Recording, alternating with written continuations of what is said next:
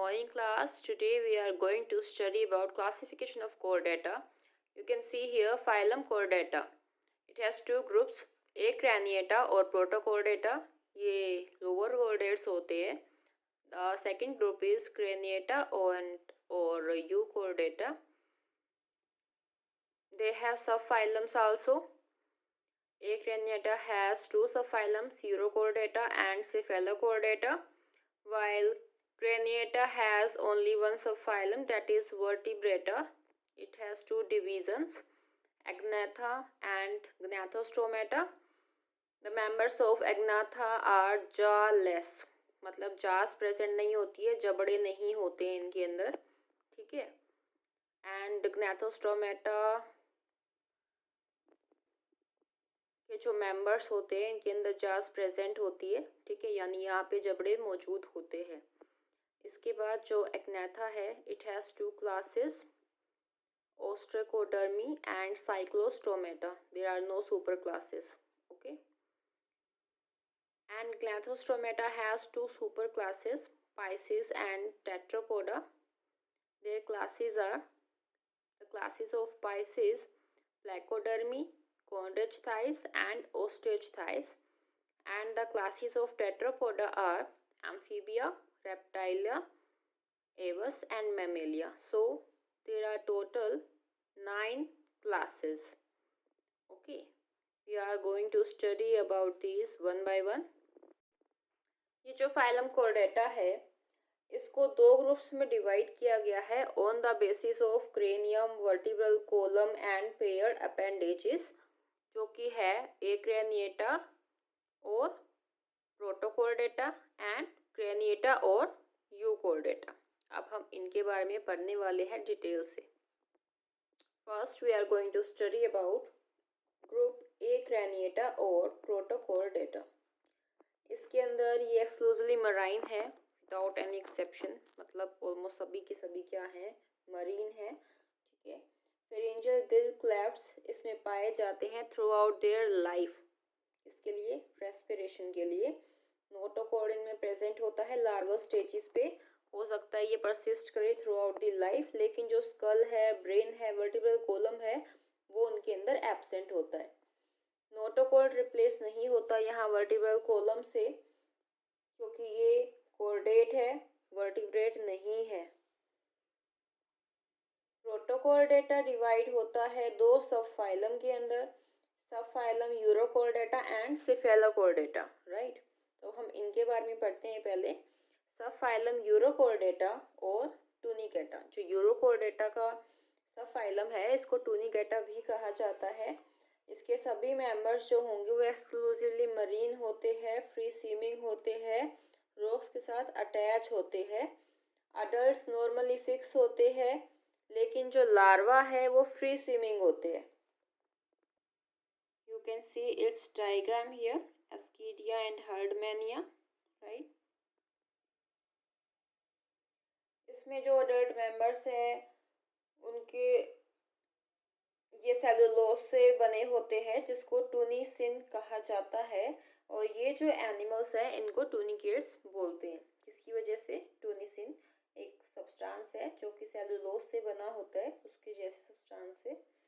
Notochord इसमें सिर्फ tell of larva में पाया जाता है जो कि लॉस्ट हो जाता है ड्यूरिंग मेटामॉर्फोसिस. सिंस जो कोर्डेट करेक्टर्स है वो सिर्फ टेल रीजन में पाए जाते हैं टैडपोल लार्वा के, तो इसीलिए जो यूरोकोर्डेटा नाम है वो दिया गया है इस सब फाइलम को. टोसोट्यूबुलर नर्व कोर्ड पाया जाता है सिर्फ लार्वल स्टेज के अंदर. अडल्ट स्टेज में ये नर्व कोर्ड रिप्लेस होता है बाय न्यूरल गैंग्लियन. सभी कोर्डेट करेक्टर्स पाए जाते हैं लार्वा के अंदर, सिर्फ एक कोर्डेट करेक्टर पाया जाएगा अडल्ट्स के अंदर, जो कि है pharyngeal Gill क्लेफ्ट्स. Blood vascular system इसमें ओपन टाइप होता है. जो हार्ट है वो होता है वेंट्रल सरफेस ऑफ बॉडी पे. एक्सक्रीशन होगा इसमें सुप्रा न्यूरल ग्लैंड या पाइलोरी ग्लैंड से एंड नेफ्रोसाइट से.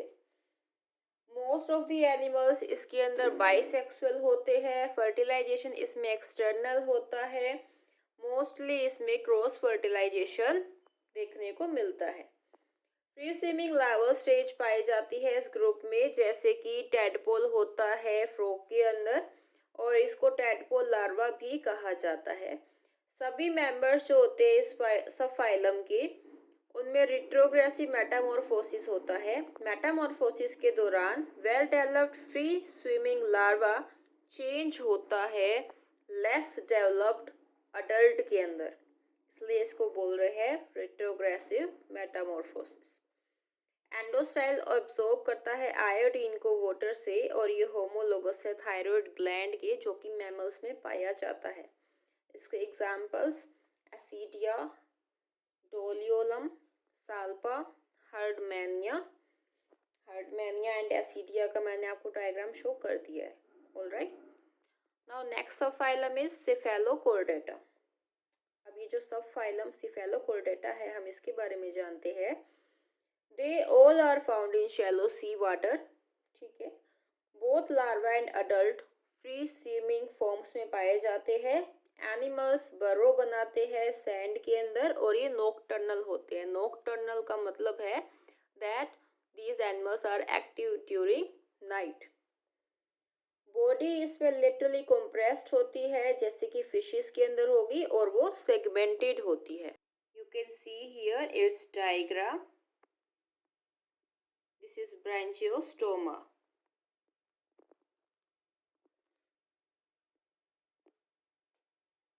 एलिमेंट्री कैनाल इसमें कंप्लीट होता है, बक्कल ओपनिंग इसमें कवर्ड रहता है ओरल हुड से, एंड कलेक्टिवली इसको टर्म किया जाता है व्हील ऑर्गन या ciliated organ of Muller.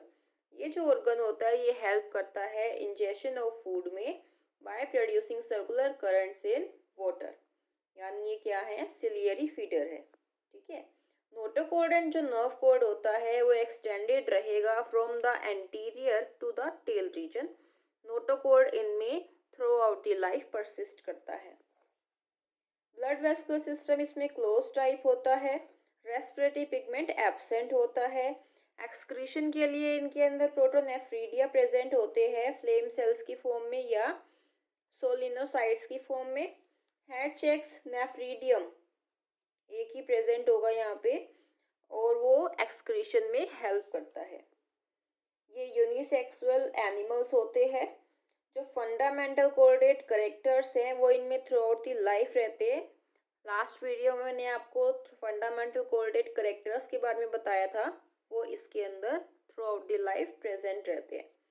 Larva and जो अडल्ट है वो दोनों ही कोऑर्डिनेट करेक्टर्स इसमें शो करेंगे, तो इसीलिए इनको फर्स्ट कंप्लीट कोऑर्डिनेट एनिमल्स भी बोलते हैं, या हम इनको टिपिकल कोऑर्डिनेट्स भी कह सकते हैं। फर्टिलाइजेशन इनमें एक्सटर्नल होता है।